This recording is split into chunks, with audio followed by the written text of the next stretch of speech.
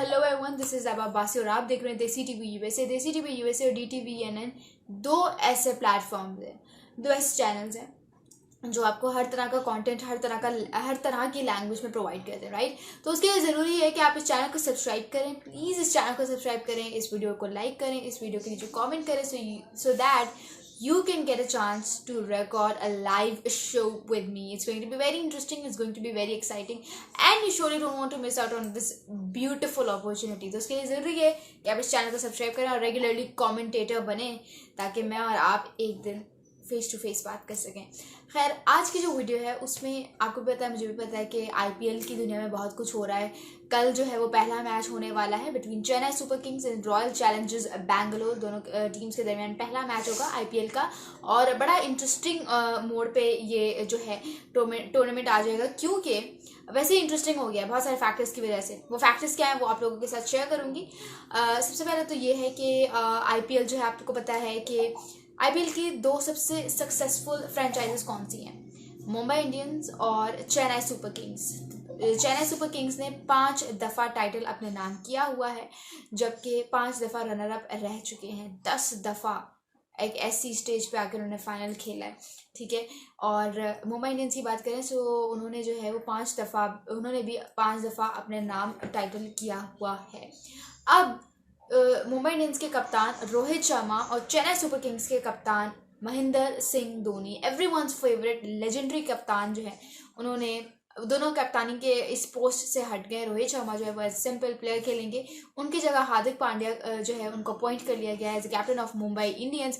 जबकि Chennai super Kings की बात की जाए तो उसमें महेंद्र सिंह धोनी की जगह जो है वो ऋतुराज गायकवाड़ को अपॉइंट कर लिया गया है एज द न्यू कैप्टन। यहाँ पे ऋतुराज गायकवाड़ जो है, उनको अगर थोड़ा सा एनालाइज करें तो बहुत जो उनको एक कप्तानी की पोस्ट मिली है वो बहुत डिजर्विंग कैंडिडेट थे इसके लिए, क्योंकि अब 2021 देख लें, उनका IPL का उठा के शानदार रहा। पिछला सीजन नहीं देख लें जो जिसमें ही won the Chennai super Kings ने IPL 2023 अपने नाम किया था, उसमें आप देख लें तो उसमें उन्होंने जो है वो काफ़ी अच्छी कारकर्दगी का जो है मुजाहिरा किया। तो और ऑलमोस्ट हर सीजन में जो है वो ऑरेंज कैप के हकदार भी रहते हैं, which means that he is a great player, और वो जो उनको मिल रहा है वो डिज़र्व करते हैं। लेकिन यहाँ पे देखना ये पड़ेगा कि ये जो कप्तानी की सीट होती है, स्पेशली ऐसी कप्तानी जो कि इतने बड़े लेजेंडरी कप्तान के हाथों आपके ऊपर शिफ्ट हो रही हो, तो वो आसान नहीं होती, वो बहुत मुश्किल होती है। हाँ ठीक है, वो आपको बहुत ज़्यादा मशहूर कर सकती है, वो आपको फेम दिलवा सकती है, इज्जत दिलवा सकती है, but at the same time वो आपकी नाकामी का ज़रिया भी बन सकती है, वो आपकी बदनामी का ज़रिया भी बन सकती है, वो आपके ऊपर होने वाले क्रिटिसिज्म का भी ज़रिया बन सकती है, और वो आपके ऊपर होने वाला बेजा हेट का ज़रिया भी हो सकती है। उसकी वजह क्या है? उसकी वजह ये है कि महेंद्र सिंह धोनी जो है वो आम कप्तान नहीं थे। आपको पता है कि उनको कहा जाता था विकेट के पीछे से बदलने वाला, विकेट के पीछे से गेम को बदलने वाला उनको कहा जाता था। इसका मतलब ये कि he could change the game in span of 1 over, in span of 1 ball, ठीक है। इतनी अच्छी कप्तानी करते थे वो, जो बॉलिंग चेंजेस करते थे, जो फील्ड रिप्लेसमेंट्स करते थे, everything used to be on point. लेकिन अगर ऋतुराज गायकवाड़ उस लेवल तक नहीं पहुंच जाते, उसके आसपास भी नहीं पहुंच सकते, या इवन उनके कप्तानी के अंडर चेन्नई सुपर किंग्स जो है उस तरह से फ्लरिश नहीं कर पाती जिस तरह से धोनी की कप्तानी के अंदर करती थी, तो वहाँ पे फैंस की तरफ से हेट आएगा, फैंस की तरफ से क्रिटिसिज्म आएगा, and Ruturaj Gaikwad should be ready to face all of this, ठीक है। वैसे तो उनको best of luck, best wishes हैं कि वो करें, और जाहिर सी बात है पीछे से थपकी भी होगी उनको धोनी की, क्योंकि जिस तरह से वो प्लेयर्स को डेवलप करते हैं वो चीज़ बड़ी इंप्रेसिव है उनकी। But at the same time उनको बहुत ध्यान से फूंक कर कदम रखना पड़ेगा कि आगे जाके कौन सा डिसीजन उनके लिए वेट करे। ये चीज़ बहुत ज़्यादा अहम होने वाली है, but best wishes to him. कल उनका पहला मैच होने वाला है। I am really excited to see him as the captain. क्या आप एक्साइटेड हैं? Do tell me in the comments below. साथ ही साथ अगर हम बात करें अपने दूसरे मुंबई इंडियंस के बारे में, तो मुंबई इंडियंस को आपने देखा होगा कि आज एक पिक्चर वायरल हुई जिसमें रोहित शर्मा और हार्दिक पांड्या के दरमियान एक बहुत प्यारी सी झप्पी हुई। और उस झप्पी में क्या था? उस झप्पी में सब कुछ नॉर्मल था, लेकिन फैंस ने भी उसको बड़ा पॉजिटिव लिया। लेकिन कुछ लोग कह रहे हैं बड़ी ऑकवर्ड सी झप्पी है, रोहित शर्मा पीछे पीछे होके झप्पी दे रहे हैं, ऑल दैट। मुझे ये लगता है कि हम फजूल में हर चीज़ को ओवरथिंक करते हैं, फजूल में हमें एनालाइज करने की हर चीज़ को आदत हो गई है, ठीक है। अपने काम से काम रखें। आई मीन फ्यूचर को देखो। मैंने अपने जिस तरह से पिछले एपिसोड में बात की थी, एपिसोड नंबर 20 में, उसमें मैंने यही बात की थी कि you can't just take everything in negative sense, ठीक है। आप हर चीज़ को नेगेटिवली ले ही नहीं सकते हो। ज़रूरी नहीं कि अगर रोहित शर्मा ने थोड़ा सा ऐसा हक कर लिया तो हम उसको नेगेटिवली लेना शुरू कर दें, वो हो सकता है, बाकी फैक्टर्स हो सकते हैं, but Hardik Pandya is the future. Rohit Sharma को आप अपनी एज ए प्लेयर की फॉर्म पे करने दो, ठीक है। हार्दिक पांड्या फ्यूचर है, उस पर फोकस करो, बिकॉज उसने गुजरात टाइटंस को एक टाइटल वैसे ही जितवाया और एक टाइटल उन्होंने एज रनर अप जो है वो एंड किया अपना सीजन, जो पिछला सीजन है उनका। इसका मतलब वो बंदा अच्छा कैप्टन है। इट्स जस्ट कि उसको थोड़ी सी सपोर्ट की ज़रूरत है, जो आई फील लाइक वो बंदा डिजर्व करता है। तो इसलिए उसको बेजा का हेट ना दो, उसको बेजा का क्रिटिसिज्म ना दो, क्योंकि जितना वो ठंडा इंसान है ना, ठंडा बंदा है, उस पर कोई असर नहीं होने वाला, ठीक है, उस पर कोई असर नहीं होने वाला। तो खैर, और उसके अलावा इंडियन प्रीमियर लीग में नए रूल्स भी अडॉप्ट किए गए हैं, नए रूल्स भी इंट्रोड्यूस करवाए गए हैं। वो नए रूल्स क्या हैं? पहला रूल ये है कि एक ओवर में एक बॉलर को 2 बाउंसर्स अलाउ होंगे। पहले एक बाउंसर होता था, और आपको भी पता है, मुझे भी पता है कि आईपीएल में छक्के चौके, T20 लीग्स में छक्के चौके बहुत आम होते हैं। तो ऐसे में बॉलर को बहुत कम रिकग्निशन मिलती है। तो उसको बेचारे को कहा कि भाई तुम्हें रिकग्निशन देते हैं, तुम एक के बजाय 2 बाउंसर्स करवा लो, बस खुश। तो वो अब सीन जो है वो सेट हो गया बॉलर के लिए। दूसरा रोल ये है कि स्मार्ट रिव्यू सिस्टम, दूसरा रूल ये जो इंट्रोड्यूस करवाया गया है वो है smart review system. Smart review system में बेसिकली होता ये है कि उसमें 8 कैमराज लगाए जाते हैं, जो कि DRS का जो रिव्यू सिस्टम होता है उसको इन्हांस करने के लिए, और कोई मिसअंडरस्टैंडिंग्स भी आपने देखा था पिछले टूर्नामेंट्स में भी होती नहीं, फिर PSL में भी होती नहीं, उसको हटाने के लिए जो है स्मार्ट रिव्यू सिस्टम अडॉप्ट किया गया है। That will make the things much clear for every team, यानी कि अपोजिशन के लिए भी और जो टीम अपील करी है उसके लिए भी। तो ये दूसरा रूल अडॉप्ट किया गया। तीसरा रूल ये है कि जो है स्टॉप क्लॉक जो है वो ख़त्म कर दिया गया है, अब वो नहीं होगा। अब मैच जो है वो आपका कंटिन्यू होता रहेगा, तो स्टॉप क्लॉक की जो है अब कोई ज़रूरत नहीं है, ठीक है। जो चौथा रूल है वो ये है कि स्टम्प आउट, पता नहीं कौन सा उसका एज सच नेम था, मुझे याद नहीं आ रहा, बट उसमें होता ये है कि पहले सिर्फ स्टम्पिंग चेक की जाती थी, अब स्टम्पिंग के पीछे कैचिंग भी चेक की जाती है। For example, just for instance, अगर सिर्फ स्टम्पिंग नहीं होती, सिर्फ कैचिंग होती है, आउट कर दिया जाएगा, उसको आउट कंसिडर किया जाएगा, उसको जो है फिर नॉट आउट कंसिडर नहीं किया जाएगा।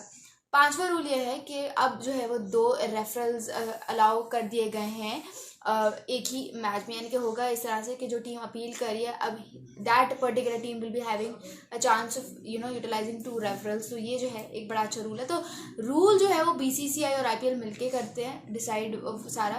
ICC सिर्फ जाहिर सी बात है उनको मानते हैं, क्योंकि ऑब्वियसली उनको भी पता है, मुझे भी पता है, घर का जो एक ऐसा बेटा होता है या एक ऐसा बच्चा होता है जो सबसे ज़्यादा कमा कर लेकर आता है, उसकी सबसे ज़्यादा इज्जत होती है। तो same goes for the cricket boards में भी यही चक्कर होता है। BCCI सबसे ज़्यादा रेवेन्यू जनरेट करती है, तो फिर ICC उसको सपोर्ट करती है और उसकी हाँ में हाँ मिलाती है। खैर, यहाँ पे ये रूल्स कवर हो जाते हैं। और मुझे ज़रूर बताइएगा कमेंट्स में कि कल जो पहला मैच है between RCB and Chennai super kings, उसमें विनर कौन होगा। I am really looking forward to it. 7:30 बजे पाकिस्तानी टाइम होगा, और बाकी मुझे इंडियन इतना कोई खास आइडिया नहीं है, इसी के आसपास होगा, लेकिन मैं बड़ी एक्साइटेड हूँ। कि आप एक्साइटेड है? Do tell me in the comments below. उसके बाद हम अपने दूसरे सेगमेंट के बारे में बात करते हैं। दूसरा segment is particularly going to be about Pakistan cricket में जो भी हो रहा है, मतलब आए दिन कुछ ना कुछ होता रहता है। आपको भी पता है, मुझे भी पता है कि आजकल हम अपने एक नए कोच की तलाश में हैं। हम देख रहे हैं कि कौन सा कोच हमें सूट करेगा। शेन वॉटसन का तो चैप्टर क्लोज हो गया था। जितने रूमर्स उनकी सैलरी को लेकर बने थे, तो उतने सारे उनका चैप्टर क्लोज कर दिया गया था। लेकिन उसके बाद what Pakistan cricket board has got to offer us, वो ये है कि वो अभी अपने नए कोच की तलाश में अभी तक लगे हैं। अब बेसिकली हमें दिक्कत इतनी क्यों पेश आ रही है कोचेस को सेलेक्ट करने में, कोचेस को अपॉइंट करने में, या टू अपॉइंट कोचेस, मतलब क्यों इतनी मुश्किल हमें पेश आई है? उसकी वजह ये है कि अभी हो रहा है IPL, इंडियन प्रीमियर लीग। सारे जो मेन बड़े बड़े कोचेज़ हैं, सारे IPL की फ्रेंचाइजीज के साथ अपने आप को लिंक्ड कर चुके हैं। तो वो लिंक्डइन की वजह से हुआ क्या है कि पाकिस्तान को कोई कोच नहीं मिल रहा, ठीक है। माइक हाइसन जो हैं, उनको जिन्होंने पाकिस्तान ने अप्रोच किया था, जिन्होंने अभी इस्लामाबाद यूनाइटेड को ये सीज़न भी जितवाया है, पाकिस्तान सुपर लीग का सीज़न 9 जो है वो जितवाया है, उनको पाकिस्तान ने अप्रोच किया कि वो पाकिस्तान की कोचिंग करें। अब जाहिर सी बात है, एक फ्रेंचाइज कोच की कोचिंग करने में और एक टीम प्रॉपर टीम की कोचिंग करने में ज़मीन आसमान का फ़र्क होता है। फ्रेंचाइज में तो होता है चलो आपकी बहुत सारी मिस्टेक्स जो है वो हट जाती हैं। फ्रेंचाइज का ये होता है ना कि मतलब आपको होता है कि यार चलो ये मिस्टेक, अगर हम ये मैच जीत भी गए तो बहुत सारी बैटिंग में अगर कोई गलती आनी तो वो ओवर शैडो हो जाएंगी, बॉलिंग में कोई गलती आनी तो वो ओवर शैडो हो जाएंगी। लेकिन टीम में ऐसे नहीं होता है। टीम में फिर आपको प्रॉपर उसको एक टाइम देना पड़ता है and everything is on point. और पाकिस्तान की पॉलिसी भी ये है कि अगर for example if any coach is linked with Pakistan team तो वो किसी और भी किसी भी टूर्नामेंट की फ्रेंचाइज के साथ काम नहीं कर सकता। और अगर फाइनेंशियल टर्म्स में देखा जाए तो जो फ्रेंचाइज की टीम्स होती हैं, सॉरी जो फ्रेंचाइजेज होती हैं एक टूर्नामेंट की, वो आपको इतना अकेले पैसे दे देती हैं जितना आपको पूरी सैलरी एक बोर्ड ऑफर कर रहा होता है। तो फिर आपके टाइम में जहाँ पे कोचेज जो है वो अपनी ईज़ देखते हैं, अपनी आसानी देखते हैं कि उनको आसानी कहाँ है। वो देखते हैं कि यार फ्रेंचाइजेस की तो एक एक महीने कोचिंग करनी होती है, पैसा भी डबल होके मिलता है, तो फिर चलो हम फैमिली के साथ भी टाइम गुजारने को मिल जाता है, तो फिर हमें और क्या चाहिए। फिर ऐसे में फिर वो एक प्रॉपर टीम की कोचिंग को अवॉइड करते हैं। अभी माइक हसन ने यही जवाब दिया कि discussed all the terms with his family, फिर वो जवाब देंगे। अब उनका जवाब पॉजिटिव वे में आता है, नेगेटिव वे में, इसका जवाब हमें तभी मिलेगा जब वो अपनी फैमिली से डिस्कशन के बाद हमें कोई जवाब देंगे। उसके बाद बात करते हैं कि कैंप के बारे में, कि पाकिस्तान का कैंप कब लगने वाला है। 25 प्लेयर्स का जो है कैंप लगेगा और मैंने आपको बताया था आर्मी ट्रेनिंग होगी प्रॉपर 25 मार्च से लेकर जो है वो 8 अप्रैल तक ये कैंप लगाया जाएगा। फिर ईद की छुट्टियां हो जाएंगी सबको, मुझे भी छुट्टियां हो जाएंगी ईद की। आई एम रियली एक्साइटेड। और ईद एक ऐसा फेस्टिवल होता है ना जिसका मुझे सबसे ज़्यादा इंतज़ार होता है। Like I am always ready to sort of get myself ready on the occasion of Eid and all that stuff, because मुझे तैयार होना बहुत अच्छा लगता है। लड़कियों को तैयार होना वैसे भी अच्छा लगता है। आधी ईद आपकी सोकर गुजर जाती है, आधी ईद आपकी ईदी कलेक्ट करने में गुजर जाती है, आधी ईद जो है आपकी तैयार होने में गुजर जाती है। तो फिर ऐसे में पता नहीं चलता कि ईद आके चली भी गई और छुट्टियां भी निकल गई। तो फिर मैं तो बड़ी एक्साइटेड हूँ। आप एक्साइटेड हैं के लिए do tell me in the comments below. आज वैसे 10वां रोज़े का एंड है, पहला अशरा मुकम्मल हो गया, दूसरे अशरे के लिए बहुत एक्साइटेड हूँ। और रमज़ान जो है मैंने आपको बताया कि बहुत खूबसूरत महीना है, इसको आप जितना ज़्यादा यूटिलाइज कर सकते हो इबादत करने में इसको करो, because it's a very beautiful month और ये साल में एक दफ़ा आता है। जितना इसको कैश कर सकते हो करो, ठीक है ना। अच्छा हम कहाँ थे, हम थे कि वो कैंप लगेगा यहाँ पे। बहुत सारे सीनियर प्लेयर्स ने रिक्वेस्ट की थी कि इस कैंप को थोड़ा डिले कर दे, क्योंकि ऑब्वियसली रमज़ान का महीना है, प्लेयर्स अपनी फैमिलीज़ के साथ टाइम गुजारना चाहते हैं, प्लेयर्स जो है अपनी फैमिलीज़ के साथ उम्रा करना चाहते हैं। और उस बड़े नामों में एक नाम बाबर आजम का भी था, उन्होंने भी रिक्वेस्ट की कि प्लीज़ इस कैंप को आगे कर दें, बट ऐसा कुछ भी नहीं किया गया, क्योंकि वो फिर वही करते पाकिस्तान क्रिकेट बोर्ड वाले जो उनको करना होता है, और उन्होंने वही किया। और उन्होंने कैंप फिक्स 25 मार्च से 8 अप्रैल तक रखा है। इसमें उस्मान खान का भी नाम आया है। मैंने आपको बताया था कि उस्मान खान जो है he is still not officially linked with UAE।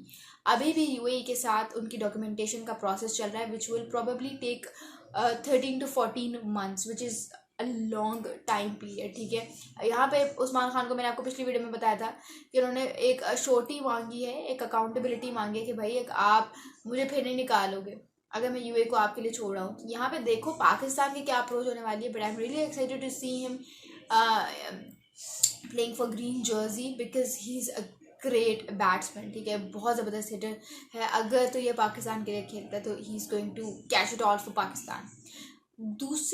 चौथे सेगमेंट की अगर बात करें तो आपको भी पता है, मुझे भी पता है कि इंग्लैंड में एक लीग होती है जिसका नाम है दी 100। अब इस लीग में आपको पता है कि उसामा मीर और Haris Rauf have been retained by the respective teams, जिसके लिए वो पिछले साल खेले थे। इमाद वसीम, शाहीन शाह अफरीदी और नसीम शाह को भी पिक कर लिया गया, उनको भी डील्स दी गई थी और इनको भी अच्छी अच्छी डील्स मिल गई। Naseem Shah is by the way the most expensive player in the draft so far, which is very impressive and which is a very proud moment for all the Pakistani cricket fans, ठीक है। हमारे मुल्क का एक player सबसे ज़्यादा expensive player बन गया। लेकिन इस सब के दौरान एक चीज़ हुई, वो चीज़ क्या थी? वो चीज़ ये थी कि बाबर आजम और मोहम्मद रिजवान जो हमारी क्रिकेट की दुनिया के सबसे बड़े नाम है वो अनसोल्ड गए। अब इसकी स्ट्रैटेजी मैं आप लोगों के साथ शेयर करती हूँ कि बहुत सारे लोग इसको क्रिटिसाइज़ कर रहे हैं कि बाबर तो जिम्बाबर है, सही मतलब सही है T20 का प्लेयर, इसको नहीं लोग कहते। देखो 100 लीग ने इसको सेलेक्ट नहीं किया, इसका नाम अनपिक कर दिया, मतलब देखा ही नहीं, कंसिडर ही नहीं किया। तो मैं आपको बताती हूँ होता क्या है कि इस तरह की जो लीग्स होती हैं उसमें बेसिकली ये एक फैक्टर बड़ा इन्वॉल्व होता है। इसमें आपको देखना पड़ता है कि 3 तरह की कैटेगरी सबसे ज़्यादा मद्देनज़र उसको रखा जाता है। ऑलराउंडर की कैटेगरी, एक प्रीमियम फास्ट बॉलर की कैटेगरी, और एक सिर्फ मिडिल ऑर्डर बैट्समैन की कैटेगरी जो मिडिल ओवर्स में आके पावर हिटिंग करे ज़बरदस्त तरीके से। ये 3 वो कैटेगरीज हैं जो हर लीग देखती है। अब 100 जो है वो बेसिकली एक इस तरह की लीग है जिसमें उनके पास अपने ही लोकल इंग्लिश बैटर्स इतने अच्छे होते हैं जो ओपन कर सके इनिंग्स को, और वो बॉल मन से हिटिंग करना स्टार्ट कर देते हैं। जबकि बाबर आजम और मोहम्मद रिजवान को देखा जाए तो ना वो इन तीनों कैटेगरीज में फिट इन होते हैं और ना ही वो उस तरह से मतलब जिसे कहते हैं कि ओपनिंग में आगे हिटिंग करते हैं। तो फिर इसीलिए वो लीस्ट प्रेफर्ड कैटेगरी में आते हैं, ओपनिंग बैट्समैन की लीस्ट प्रेफर्ड कैटेगरी में in terms of T20 leagues, जिस वजह से बाबर आजम और मोहम्मद रिजवान को सेलेक्ट नहीं किया गया। लेकिन यू कैन नॉट जज their quality by looking at the fact कि if they been picked by a certain franchise in a certain league और नॉट। ब्रांड होता है, उसको ना आप जज कर सकते हो, ना मैं जज कर सकती हूँ, ना उसको आप डिनाई कर सकते हो, ना मैं डिनाई कर सकती हूँ। तो इस डिबेट को यहीं पे एंड करो। बाबर आजम एक ब्रांड है, बाबर आजम एक स्टार है, और इस चीज़ को आप डिनाई नहीं कर सकते। नोट दिस डाउन, ठीक है ना। लेकिन यहाँ पे बाबर आजम और मोहम्मद रिजवान को समझना चाहिए कि अगर उनको पता है कि एक लीग में उनके चांसेस बहुत कम है, तो वो उसके लिए अपनी अवेलेबिलिटी क्यों शो करवा रहे हैं, उसके लिए अपने आप को क्यों रजिस्टर करवा रहे हैं। अपनी इज्जत आप खुद करवाते हो। जरूरी है कि आप अपना ब्रांड खुद बनाते हो, आप अपनी रिस्पेक्ट खुद करवाते हो। पहले तो या तो आप ये करो कि ड्राफ्ट शुरू होने से पहले आप फ्रेंचाइज से बात कर लो कि आप अश्योरिटी लो उससे कि आप मुझे पिक करेंगे। अगर ये नहीं कर सकते तो प्रॉपर एक कॉन्ट्रैक्ट साइन करवाओ जिसमें आपको पता हो कि आपको इस फलाना कैटेगरी में पिक किया जाएगा और आपके साथ अनपिक या अनसोल्ड का टाइटल नहीं लगेगा। या तो ये 2 चीज़ें करो, क्यों। लेकिन अपना मजाक इस तरह से मत बनवाओ। Don't register yourself in a league where you know that आपके पिक होने के चांसेस बहुत कम हैं। और वही हुआ। इवन ना सिर्फ बाबर और रिजवान बल्कि डेविड वार्नर, सचिन रविंद्रा और बहुत सारे बड़े बड़े नाम जो हैं वो अनसोल्ड गए। उसकी वजह यही है। तो इसका मतलब ये नहीं है कि उनकी ब्रांड वैल्यू कम हो जाएगी या उनकी क्वालिटी ऑफ प्लेइंग खराब है। इट्स जस्ट कि उस लीग की डिमांड कुछ और है, ठीक है। तो इसी के साथ साथ मेरे आज के एपिसोड का एंड होता है। वीडियो अच्छी लगी तो लाइक ज़रूर कीजिएगा, कमेंट ज़रूर कीजिएगा, इस चैनल को सब्सक्राइब ज़रूर कीजिएगा। This is Laiba Abbasi signing off.